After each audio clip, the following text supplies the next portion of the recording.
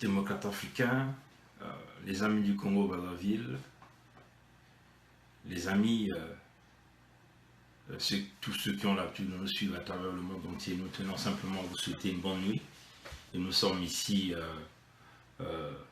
à Toronto, au Canada, et nous sommes dans la nuit du 22 mai 2018. Bon, nous n'allons pas mettre assez du temps.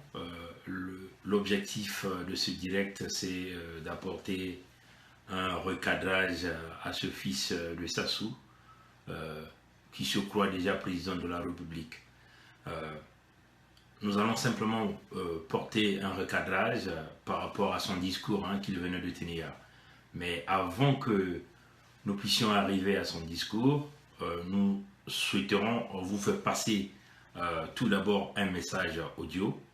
Et par rapport à ce message audio, nous allons continuer sur le recadrage que nous allons faire à ce fils de Sassou, Denis Christel. Voilà. Donc. RCF. La matinale RCF, Stéphanie Gallet. 7h55 dans la matinale RCF, c'est l'heure de l'édito. Comme chaque lundi, nous retrouvons Jean Mercat. Bonjour Jean. Bonjour.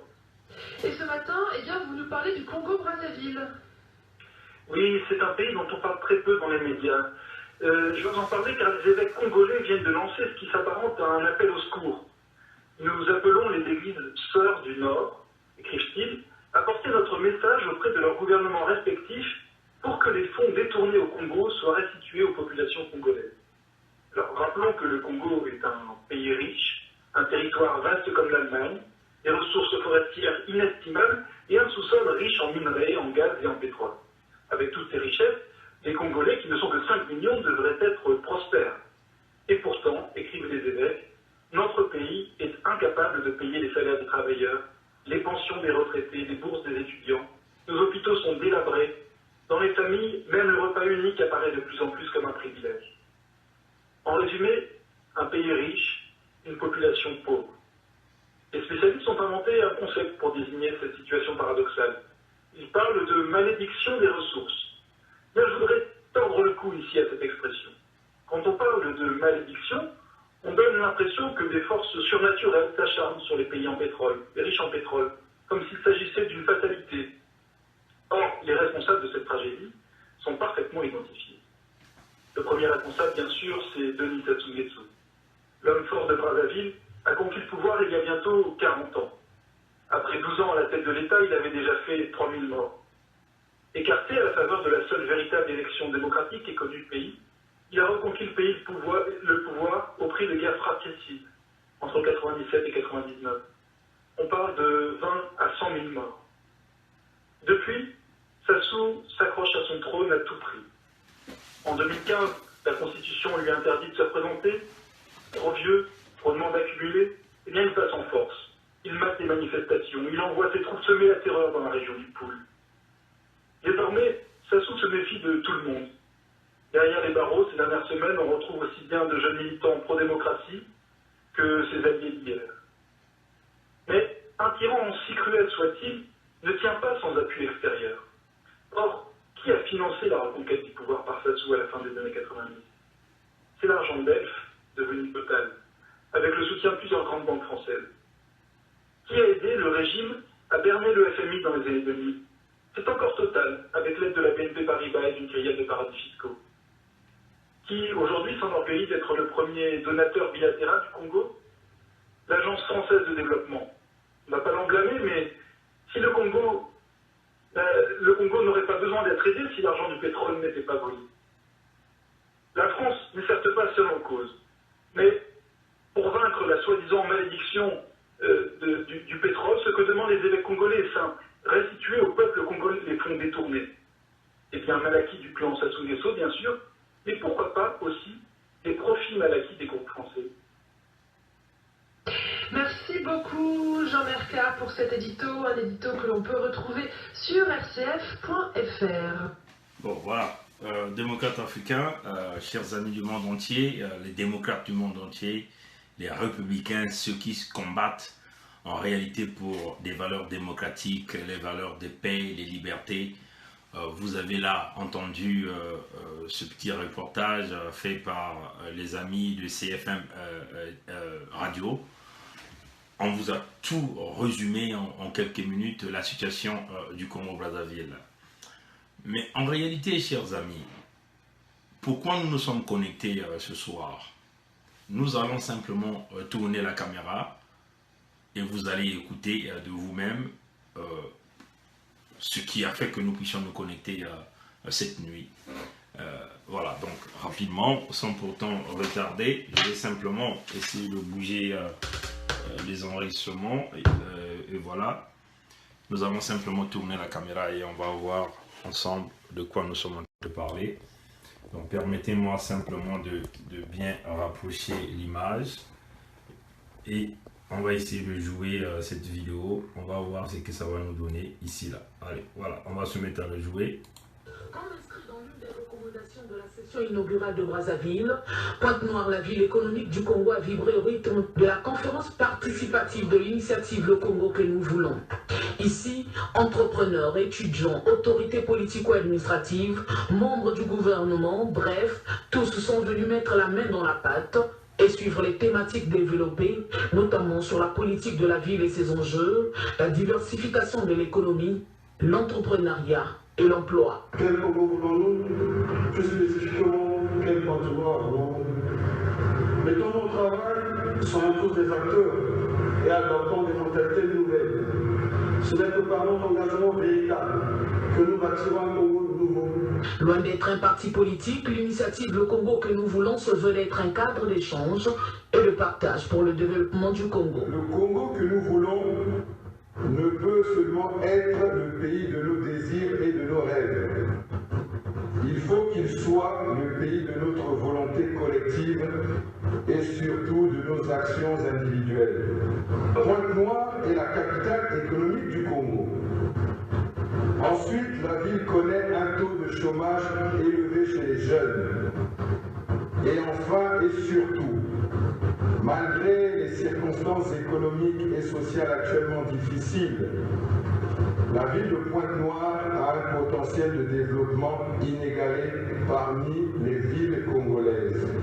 Une vision exprimée suscite déjà les polémiques, mais l'auteur clarifie les choses et renvoie à son ouvrage intitulé « Ce que je crois ». Je me permets de saisir cette opportunité nouvelle pour clarifier mes propos tenus à Brazzaville le 2 mai dernier. Que certains esprits malins se sont amusés à dénaturer pour vouloir me faire passer pour le chantre de l'impunité et créer ainsi une polémique inutile dont le pays n'a pas réellement besoin et qui ne grandit personne. Je renvoie donc ces derniers à la lecture de mon ouvrage où je parle en page 11 de la nécessaire exemplarité des élites afin de pouvoir agir toujours pour plus de bonne gouvernance. Bon voilà, chers amis démocrates africains du monde entier, comme vous venez de l'écouter, vous avez là entendu ce fils maudit de Sassou Nguesso qui est en train de narguer les Congolais. Nous traitons des esprits malins hein, que nous avons voulu transformer ses pensées. Hein. Il parle de polémique, hein, que nous avons fait la polémique par rapport à ses propos hein, du 2 mai, un propos au cours duquel il est en train de pouvoir, si vous voulez, supporter l'impunité, les antivaleurs que son père a toujours prônées, vous voyez, chers amis. Mais, comme vous voyez, chers amis, nous aimons toujours faire ce que nous appelons ici cross-reference. Ce que nous allons faire, démocrates africains, peuple du monde entier, c'est de vous faire jouer cet extrait là, de cette vidéo là. Je ne sais pas si... Je suis un Congolais. non, pas celui-là. On va essayer de voir si... on va essayer de vous prendre un extrait de sa propre vidéo pour lui prendre aux propres mots. Vous voyez, chers amis. Parce que ce fils de Sassou nous prend pour des crétins, nous prend pour des imbéciles, il nous prend pour des petits camps. Hein? Vous l'avez entendu. Il parle que nous sommes les esprits malins, donc c'est nous la diaspora, nous les intellectuels congolais qui ont bien compris son message, nous, ce peuple qui est en train de souffrir, nous, les indignés de ce pays, nous, les étudiants congolais qui manquent de bourse, qui manquent de tout. Il parle d'une polémique sur ses propos. Mais nous allons revenir sur ces mêmes propos, chers amis. Rapidement, nous allons tourner la caméra. Nous allons donc repartir sur ses propos. C'est que lui-même, il avait dit, quand il s'est mis à supporter les anti-valeurs dans ce pays-là. Donc, rapidement. Je ne serais pas en disant, bon, le Congo sera mieux demain parce qu'on a mis les gens qui ont détourné l'argent en prison. Non.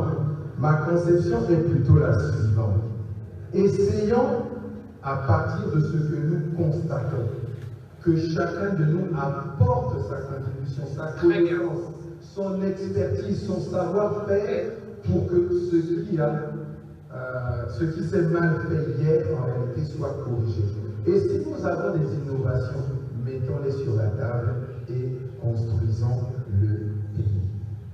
Donc, il ne faut pas qu'on ait cet esprit, qui est très congolais d'ailleurs, je tiens à le noter, de nous dire à chaque fois, ah oui, un tel doit aller en prison. Ah oui, celui-là il a volé, il faut que le président change de gouvernement, celui-là doit sortir du gouvernement.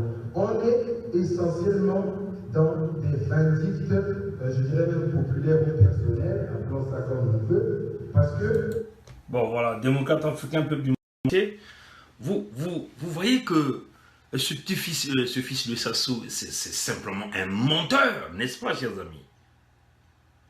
Il vient de dire dans sa vidéo ici qu'il veut clarifier qu'il n'a jamais parlé, il n'a jamais supporté l'impunité, il n'a jamais protégé les voleurs de la République. Mais, chers amis, démocrates africains, peuple du monde entier, mais dans cette vidéo, là, vous avez bien entendu ce qu'il est en train de dire. Il veut vous ramener à la page 11, mais à la page 11 de son livre, Mais le Congolais n'a pas besoin d'aller dans la page numéro 11 de son livre, parce qu'il le dit lui-même dans cette vidéo-là. On va encore vous le répéter. Rien ne sert de dénoncer ceux qui détournent l'argent des générations futures au Congo. Et on en parle, fait partie de la vindicte populaire. Ce sont des motivations de jaloux et haineux. Si les voleurs se retrouvent en prison, qu'est-ce que cela va changer au pays? Ça sent bien ses propos à lui. Vous voyez, chers amis. Alors, le plus important ici, chers démocrates africains, peuple du monde entier, c'est de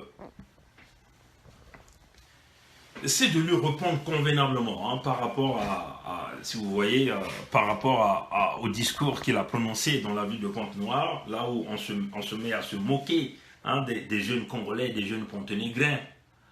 Il parle de la reconstruction du pays. Mais comment les gens l'ont reconstruit ce pays, chers amis? Jeunes de Pointe-Noire, on vous appelle à la conscience générale, Ne vous laissez pas berner par les paroles de ces gens-là. En réalité, nous sommes maintenant en train de considérer tout ce qui nous vient dans les médias sociaux, c'est-à-dire la théorie du complot qu'ils ont eu à mettre en place. On parle déjà, dans tout ce que nous sommes en train d'entendre, potentiel changement de la Constitution, comme ils sont habitués à frauder, à violer les constitutions, les lois ne sont pas respectées. Le père va nommer à ce fils comme vice-président, et au niveau de leur parlement, au niveau du Congo, ils vont donc mettre en place une motion qui va leur permettre de procéder au changement des articles de la Constitution, c'est-à-dire simplement accepter qu'il y ait un vice-président. Et en ce moment-là, le même Parlement approuvera donc cette théorie du complot qui consiste à que Sassou puisse nommer le fils comme étant le vice-président. Et en ce moment-là, Sassou va donc, comme on avait annoncé dans les jours passés, une validité due au problème de santé, et donc il va se retirer, et que c'est le fils qui va donc prendre le bâton du fait qu'il est déjà nommé vice-président, prend donc les rênes du pouvoir.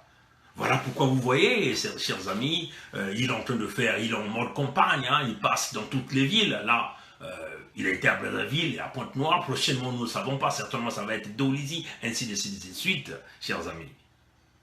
Et vous voyez que tous ces voyous politiques, dans cette classe politique au Congo, où tous ces voyous dans l'armée congolaise, ils sont tous d'accord que ce changement-là puisse se faire, qu'on puisse violer pour la énième fois la constitution du Congo-Brazzaville, la constitution qu'eux, ils ont eu à mettre en place.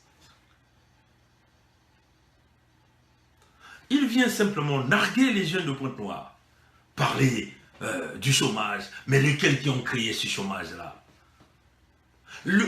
Chers amis démocrates africains, peuple du monde entier, ce que nous tenons à rappeler au peuple congolais, il faut que vous le sachiez. Ce fils de Sassou, il a été responsable de la Côte-Oued. La Côte-Oued, c'est la compagnie qui était sous la Société nationale de pétrole du Congo. Il a été patron de cette compagnie depuis 2001. Donc c'est lui qui était le vendeur du pétrole du Congo. Mais par le biais de la position qu'il occupait, il s'est énormément enrichi en volant l'argent du Congo. Donc si aujourd'hui il y a le chômage à Pointe-Noire, si aujourd'hui il y a la souffrance, si aujourd'hui les hôpitaux se ferment à Pointe-Noire, si aujourd'hui l'hôpital de Luandili à Pointe-Noire, la ville de Pointe-Noire est devenue une ville poubelle, si aujourd'hui nos petits sont en train de souffrir au Congo, les écoles sont fermées, les salaires ne sont pas payés, les enseignants manquent de tout, les systèmes de santé est quasiment complètement détruit, mais c'est à cause de cet enfant, parce que c'est lui qui vendait le pétrole du Congo, c'est lui qui était le vendeur du pétrole du Congo. Mais qu'est-ce qu'il a fait? Il s'est enrichi simplement. On va vous citer, il est cité dans tous les scandales qui existent. On va citer Genvor, Orion, Glencore, Trafigura, Sundance, les Panama Papers le citent encore, les Paradise Papers le citent partout.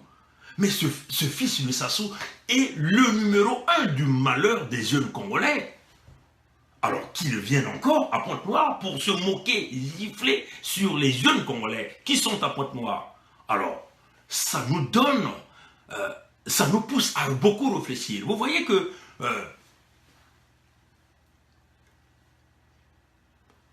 il est dans une position pour essayer d'attirer les jeunes Congolais, pour essayer d'embarquer les jeunes Congolais dans ce complot qu'ils sont en train de faire. Mais c'est incroyable. Moi, je suis en train de me demander, bon, chers amis démocrates africains, peuple du monde entier, il va falloir qu'on vous montre quelque chose. On ne peut pas évoluer avec des gens pareils, chers compatriotes. Prenez la conscience, démocrates africains, peuple du monde entier, les amis du Congo-Brazzaville, jeunes du Congo, prenez la conscience. On va vous...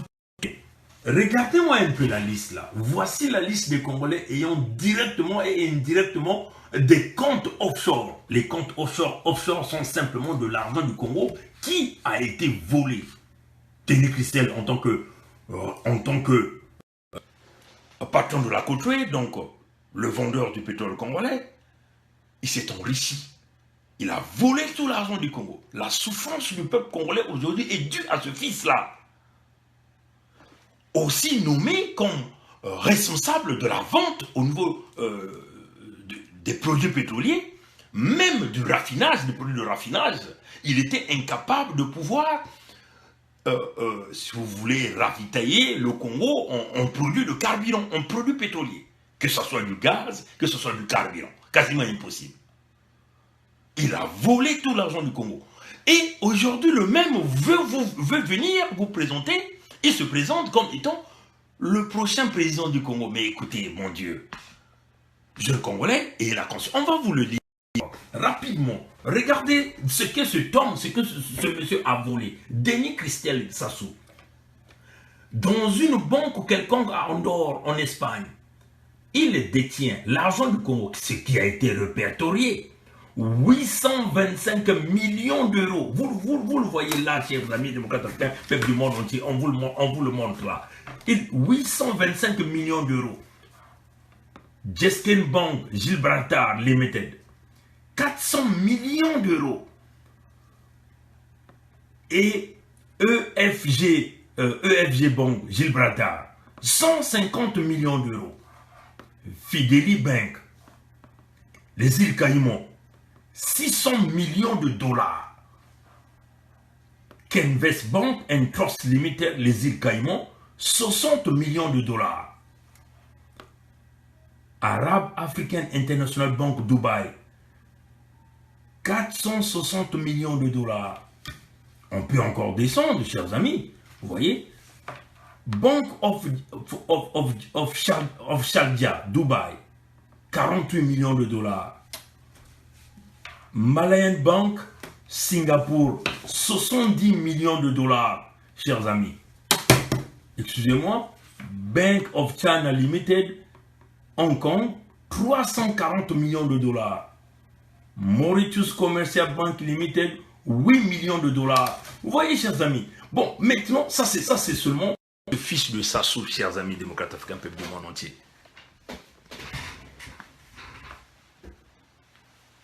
Maintenant, de quel emploi on va vous parler qui va créer au niveau de Pointe-Noire? Soyons raisonnables, chers amis démocrates africains, peuple du monde entier. Soyons raisonnables. Soyons vraiment raisonnables, parce que ça c'est inimaginable.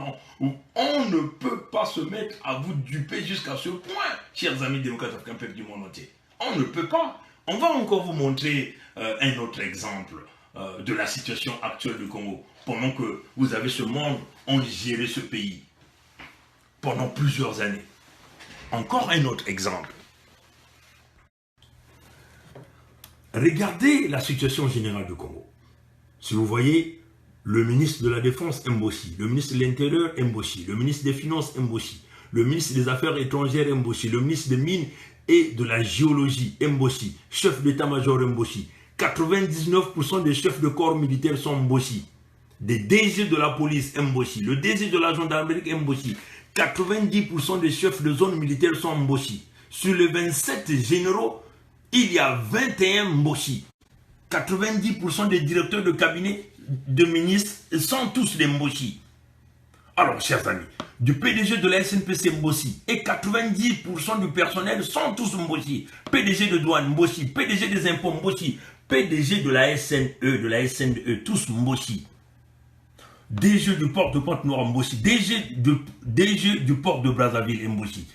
Trésorier payeur général Mbossi, directeur de la CCA, donc je crois que au Centre Congolais d'amortissement, un truc pareil, Mbossi, directeur de contrôle financier Mbossi, directeur de budget Mbossi, directeur du CHU, tous sont des Mbossi, de la S, partout au Congo. Alors, chers amis, de quel savoir, de quel vivre ensemble ce fils de Sassou est en train de vous parler? De quel avenir il va donner aux jeunes Congolais? Quel est l'avenir que ce fils de Sassou va donner aux jeunes Congolais? Le voleur numéro 1 dans ce pays, c'est Kiki, qui est le voleur numéro 1. Ce même fils de Sassou, ici, que nous voyons ici, est le voleur numéro 1 de ce pays. C'est ça la réalité. Démocrate africain, peuple du monde entier. Vous voyez? De nos actions individuelles. Pointe-Noire est la capitale économique du Congo. De nos acquis et de nos règles. Et le partage pour le développement du Congo. Bon, voilà. On va encore tourner la caméra, chers amis, comme ça. Vous allez bien écouter ça, parce que ça donne la colère quand nous sommes en train d'écouter tout ça, chers amis. Il faut vraiment que la jeunesse congolaise soit vraiment, se lève, soit vraiment debout, chers amis démocrates africains, peuple du monde entier. Il faut que les jeunes du Congo comprennent que l'heure est devenue très grave. Nous devons tous nous lever pour pouvoir avorter ce énième coup d'État qu'on veut vouloir vous donner. Le Congo que nous voulons ne peut seulement être le pays de nos désirs et de nos rêves. Bon, chers amis, comment voulez-vous que le pays, le Congo, soit le pays de nos rêves si ce groupe a volé tout l'argent du Congo? Et vous êtes les premières victimes, les étudiants sont des victimes, nos parents, les retraités sont des victimes, les enseignants sont des victimes. Aucun service ne fonctionne au Congo. Pendant plus de 40 ans, ils ont été incapables de vous apporter de l'eau potable, de l'électricité, chers amis. Comment ça va être un pays de rêve et de nos... C'est un pays de leur désir, hein, oui. Ils doivent le dire comme ça, parce que l'argent du Congo, c'est eux qui les détiennent. Oui, chers amis. Voilà, nous faisons face nous faisons face au voleur numéro 1 de ce pays et il se permet de venir vous narguer. Ce qui est curieux, chers amis, c'est que nous voyons les mêmes gens qui ont bouffé avec le père, qui ont volé, sont tous derrière, ils sont tous prêts à coopter ce virement-là, chers amis. Alors, nous allons encore écouter et nous allons continuer de donner notre point de vue par rapport à ce que ce fils est en train de dire ici. Il faut qu'il soit le pays de notre volonté collective et surtout de nos actions individuelles. Bon, chers amis démocrates africains, peuple du monde, le pays va être la volonté collective. Comment? Vous avez une minorité qui a volé l'argent du Congo. On va essayer de regarder si on a une chance ici de vous faire passer quelques images. Comme ça, vous comprenez de quoi nous sommes en train de parler. Parce que quand nous parlons avec preuve, ces éléments de preuve que nous présentons donnent du poids à ce que nous sommes en train de faire. Le pays ne peut pas être un pays le pays doit être la volonté de tous, mais nous avons une minorité et qui ont confisqué les libertés. Regardez cette jeune demoiselle, au nom je crois que c'est Lucie Bénédicte Gondoué, elle a été emprisonnée simplement parce qu'elle a manifesté pacifiquement. Elle se retrouve torturée, emprisonnée à la maison d'arrêt de Brazzaville. Elle fait partie du mouvement Ras-le-Bol. Et elle n'est pas seule, chers amis démocrates africains, peuple du monde entier. C'est tout un groupe, vous voyez tous ces jeunes leaders du mouvement Ras-le-Bol, ils ont été tous emprisonnés, torturés, parce qu'ils ont simplement manifesté pacifiquement en condamnant, si vous voulez, les arrestations des prisonniers politiques. Vous voyez, chers amis démocrates africains, peuple du monde entier. Et nous faisons face à un homme qui veut nous vouloir parler d'une volonté collective. Mais jeunes Congolais, réfléchissez. Voyez, si lui, ce Christelle-là, dans cette liste que nous vous avons montrée, il est le voleur numéro 1 avec tout l'argent du Congo. Ça, c'est ce qui a été répertorié, sans compter ce qu'ils ont investi en Afrique de l'Ouest, au Sénégal, au Bénin, en Côte d'Ivoire, un peu partout. Et sans compter les investissements qu'ils ont eu à effectuer en République démocratique du Congo. Mes chers amis, il est le voleur numéro 1, lui et son père. Et vous, en tant que jeune de Pointe-Noire, vous allez vous mettre à cautionner ce discours qu'il est en train de vous faire. Oui, chers amis. Bon, alors, nous allons continuer d'écouter ce qu'il est en train de jeunes Congolais et nous allons se mettre à décrypter. Voilà. Pointe-Noire est la capitale économique du Congo.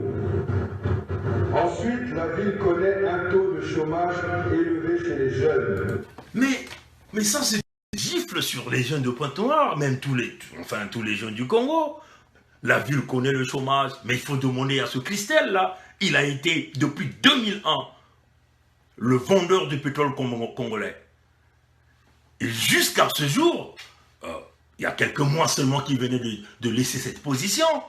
Alors, combien d'emplois a-t-il créé à Pointe-Noire? Demandez-lui. Combien de poubelles ce fils de Sassou a-t-il enlevé dans Pointe-Noire? Combien d'entreprises a-t-il créé dans Pointe-Noire? Alors, chers amis démocrates africains, peuple du monde entier, demandez à ce fils de Sassou combien d'hôpitaux a-t-il construit? Combien d'écoles a-t-il construit? Combien de tables bancs? Combien d'ordinateurs a-t-il donné dans les écoles au niveau du Congo? Pampangi ya Pointe-Noire, Beno Vumbuka, Beno Telama, Beto Mukuma na Ntangu, Yina, Bois, là-bas, commencé ku diata yao. Nyoka ya baintu tanu, baintu 10, kena kukwizaka. Beno Vumbuka, Bana ya Pointe-Noire, bo lamuka, Bino tubo lamuka. Mboka ezoko zika, Bino bozo zal, bozo fanda sui. Mais c'est celui qui est l'auteur numéro 1 de vol avec son papa, son père Sassou. Et vous voyez que tout ce monde qui ont travaillé avec eux, ils sont tous derrière le fils parce qu'ils sont d'accord sur ce plan de changement, bien sûr, en complicité avec les multinationales. Alors, si vous, les jeunes de Pointe-Noire, vous ne vous levez pas pour brûler cette ville de Pointe-Noire-là, ce qui fait de les hommes riches de ce pays, mais vous serez toujours des esclaves éternels. Voyez comment il est en train de vous narguer dans son discours. Il vous nargue. Même tous ces vieux-là, les vieux politiciens-là qui sont derrière lui-là, ils sont en train de les narguer tous. Moi, je n'arrive pas à comprendre comment tous ces gens-là qui se disent des grands politiciens de ce pays, mais ils ont été simplement euthanasiés de cette façon. C'est incroyable. C'est incroyable. Bon, nous allons continuer d'écouter. C'est en train de flasher au peuple congolais. Et puis nous allons continuer notre décryptage. Voilà. Et enfin et surtout, malgré les circonstances économiques et sociales actuellement difficiles, la ville de Pointe-Noire a un potentiel de développement inégalé parmi les villes congolaises. Bon, mes chers amis démocrates africains, monde entier, mais il faut être un malade pour venir faire ce genre de discours sur les terres des enfants du Kwilu, les enfants qui sont victimes de leur richesse, et ceux-là qui ne bénéficient de rien de cette richesse nationale. Il a été patron de la Société nationale de pétrole du Congo. Qu'est-ce qu'il a fait dans cette ville de Pointe-Noire? Au lieu de venir gifler les enfants de Kwilu, cracher sur les enfants de Kwilu, cracher sur tous les jeunes du Congo, les chômeurs aujourd'hui à Pointe-Noire, qui sont aujourd'hui des véritables victimes parce que lui, il a volé l'argent. Parce que lui, c'est le voleur numéro 1 avec son papa. Alors, démocrates africains, peuple du monde entier, il y a un peu de kilo, qu'il faut mettre un peu de kilo. Hein. Vous voyez que ces gens-là, ils n'ont pas de gêne. Ils n'ont pas de gêne. Ils ne se gênent de rien.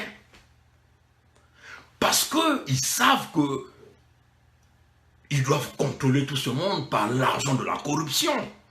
Nous devons nous battre, peuple congolais, chers amis démocrates africains, les amis du Congo-Brazzaville, nous devons nous battre forcément pour arrêter ce serpent à 10 têtes qui est en train de monter. Vous voyez? Ce serpent à 10 têtes. Voilà. C'est aujourd'hui qu'il reconnaît les potentialités de la ville de Kwilu. De la ville de Pointe-Noire ou du département de Kwilu. C'est aujourd'hui qu'il reconnaît il reconnaît. Après avoir pillé tout l'argent du Congo, il veut vouloir continuer à piller sur les terres du Kwilu pendant que les enfants de Kwilu n'ont rien. Et vous voyez qu'il y a des jeunes moutons qui sont là en train d'acclamer parce que tous ces jeunes que vous avez vus, mais ce sont les jeunes de l'ethnie. Autrefois, Nyangambola et Dabira vous ont dit que la façon dont ils se sont organisés. En réalité, c'est ça cette organisation. Vous piétinez tous. Vous êtes comme les esclaves. Et ils sont devenus des grands maîtres de ce pays. Et c'est eux les gestionnaires. Les richesses du pays leur appartiennent. Et le monde est là assis. Regardez comment tous ces papas-là sont assis en train de gober ça. C'est incroyable, c'est incroyable. Ils sont tous tétanisés. Vous voyez, chers amis. Une vision exprimée suscite déjà les polémiques, mais l'auteur clarifie les choses et renvoie à son ouvrage intitulé « Ce que je crois ». Je me permets de saisir cette opportunité nouvelle pour clarifier mes propos tenus à Brazzaville le 2 mai dernier. Que certains esprits malins se sont amusés à dénaturer pour vouloir me faire passer pour le chantre de l'impunité et créer ainsi une polémique inutile dont le pays n'a pas réellement besoin et qui ne grandit personne. Mais c'est pas possible. Vous avez tous entendu. L'homme est en train de nier les propos qu'il avait eu à prononcer. Il nous traite, nous, des malins qui entraînent des polémiques que le pays n'a pas besoin. Mais c'est eux qui ont créé les polémiques. Quand vous vous retrouvez avec de telles sommes d'argent du pays, l'argent qui ne vous appartient pas, de telles sommes d'argent dans les comptes, de l'argent qui ne vous appartient pas, alors, mais nous pensons que c'est à nous de leur dire de fermer leur bouche, au lieu de venir embrouiller le peuple de cette façon. Quand vous détenez l'argent du Congo, quand vous volez l'argent du Congo, vous êtes là, vous êtes le voleur numéro 1. Tout ça, c'est répertorié. C'est ce que vous avez volé. Et puis, vous voulez nous dire que nous sommes parler du polémique inutile, que le pays n'a pas besoin. Mais vous voyez que ces gens-là, certainement, ils sont maintenant en train de souffrir d'une certaine maladie. Hein. Vous voyez, chers amis. Mais nous allons aller chercher ses propres propos, et comme ça, vous allez encore écouter ses propos, hein, ce qu'il avait dit, puisqu'il est en train de nier, c'est des gens qui sont habitués dans le mensonge. Vous voyez, chers amis. Je ne serais pas en disant que le Congo sera mieux demain parce qu'on a mis les gens qui ont détourné l'argent en prison. Non. Ma conception est plutôt la suivante. Nous allons encore arrêter ça. L'homme dit, écoutez bien ce que l'homme est en train de dire. Je ne serais pas en disant que le Congo sera mieux demain parce qu'on a mis les gens qui ont détourné l'argent en prison. Non. Bon, voilà. Il a dit, le Congo sera mieux demain parce qu'on a mis des gens qui ont volé l'argent dans les prisons. Il dit non. Sa réponse est très claire, là. Il est le champion de l'impunité. Parce qu'il est le voleur numéro 1 de ce pays que le pays-là n'a jamais connu. Lui et son père. Et là, il est en train de nier ses propres propos, ce qu'il a dit. Mais sans pourtant oublier que tout ce que nous disons, nous sommes dans le système du baie vitré, nous sommes dans le système du SS7. Tout ce que nous faisons, on nous voit. Tout ce que nous disons, on nous écoute. Et là, il est en train de nier. Mais là, je lui ramène encore ses propres vidéos, là, chers compatriotes. Alors, démocrates africains, peuple du monde entier, les amis du Congo-Brazzaville, il était très nécessaire pour nous de venir avec ce recadrage, avec ce fils de Sassou. Vous voyez que l'homme est en train de nier ces crimes économiques. Nous avons présenté pas mal de choses ici. Tous les scandales que le pays a jamais connus. Partons des cargaisons fantômes, des cargaisons qui disparaissaient au cours de mer. Mais tout ça, ça faisait partie des stratégies de Denis Christel. Vous voyez, chers amis. Et en réalité, si vous voyez, tout ce monde sont derrière lui, tous ces enfants du Pou, les enfants du Niari, les enfants du Congo, qui n'ont aucune vision pour le pays, parce qu'ils savent que le voleur numéro 1, c'est eux, ils sont habitués à la corruption, donc forcément, il faut aller soutenir ce fils. Donc, vous voyez que le plan dans les rumeurs qui sont en train de courir sur les médias sociaux, parce que ce qui est vrai, c'est que la véritable information, vous allez toujours le retrouver sur les médias sociaux. Vous n'allez pas aller les retrouver sur les médias ordinaires. Vous voyez, chers amis, cette rumeur qui nous court déjà. Déjà, nous, on vous avait déjà donné une information juste. Déjà, ça fait déjà plusieurs mois que nous avions, dans le système, on nous a parlé de la prostate très avancée de Sassou et qui ferait qu'il va se retirer pour des motifs de santé. Mais vous voyez que nous sommes en train de nous diriger là. En réalité, leur plan, c'est quoi? Ils vont encore violer pour la énième fois la constitution du Congo. Sassou va nommer un poste de vice-président qui n'a jamais existé dans sa propre constitution. Comme d'ailleurs, il a déjà violé en nommant Aïssa comme vice-premier ministre, parce que le poste de vice-premier ministre n'a jamais existé dans sa constitution, qu'il a massacré les Congolais, là, par son référendum, qu'il a massacré les Congolais. Et le poste de vice-premier ministre n'a jamais existé, mais il a déjà violé. Et là encore, il va violer. Mais comme la classe politique, tout le monde est déjà corrompu, la classe militaire, tout le monde est déjà corrompu, parce que là, on nous parle des multimilliards en train de circuler pour corrompre le monde.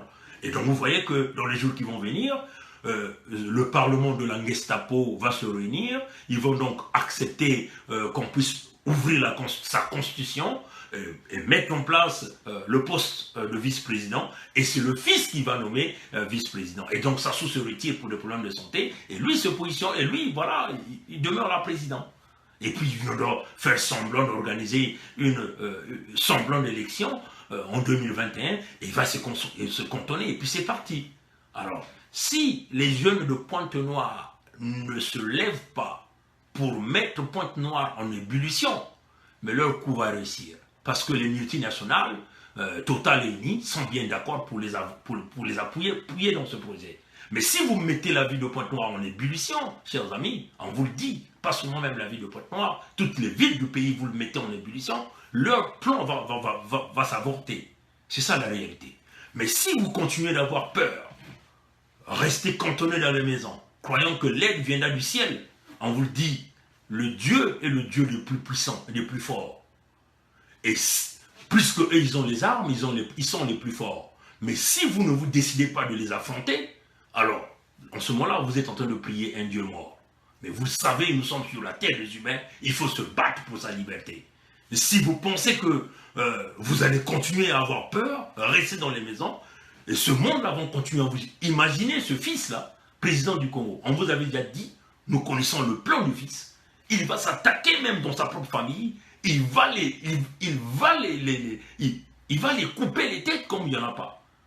Oui, chers amis, c'est ça la réalité. Donc, au peuple du Congo, vous êtes avertis. Donc, ne dites pas un jour que vous n'étiez pas informé. On est en train de vous informer. Et là, cette succession, cette manœuvre peut se faire avant la fin du mois d'octobre. Avant la fin du mois d'octobre. Ça, c'est d'après les nouvelles que nous sommes en train de recevoir. Donc, avant la fin du mois d'octobre, vous allez vous retrouver avec un homme pareil, un menteur, un voleur au grand rang de la République, comme président du Congo. Comment allez-vous construire le Congo? Lui qui a été arrêté en France, il fallait que le Congo débourse 10 millions d'euros qui devaient représenter combien de bourses, combien de mois de bourse, le paiement de bourse des étudiants congolais. Alors, peuple du Congo-Brazzaville, réveillez-vous, l'heure est grave. Personne ne viendra vous libérer de là si vous-même, vous ne vous levez pas. Il faut braver la peur. Vous devez vous organiser. L'insurrection populaire partout dans tout le pays au même moment. Vous avez entendu dans leur procès, ils se sont organisés pour conserver le pouvoir au niveau du clan Boshi. Mais si vous ne vous organisez pas, ils vont continuer à vous piétiner, ils vont continuer à vous violer les femmes, ils vont continuer à vous massacrer, ils vont continuer à faire ce qu'ils sont en train de faire. C'est des négriers. Encore, ce qui est grave, c'est d'avoir un négrier à la couleur noire. Vous, vous êtes les esclaves, eux, ils sont les maîtres. Nous ne sommes que des lanceurs d'alerte pour vous dire, à vous les jeunes du Congo, la balle est de votre côté. L'objectif, c'est de conserver le pouvoir dans le clan Mossi. Et si vous ne vous levez pas, vous serez tous des esclaves. Allez, battez-vous, c'est maintenant. Pointe noire, c'est là qui vous fera gagner le combat. Merci d'avoir suivi la vidéo. Que Dieu vous garde, que Dieu nous bénisse. Au revoir.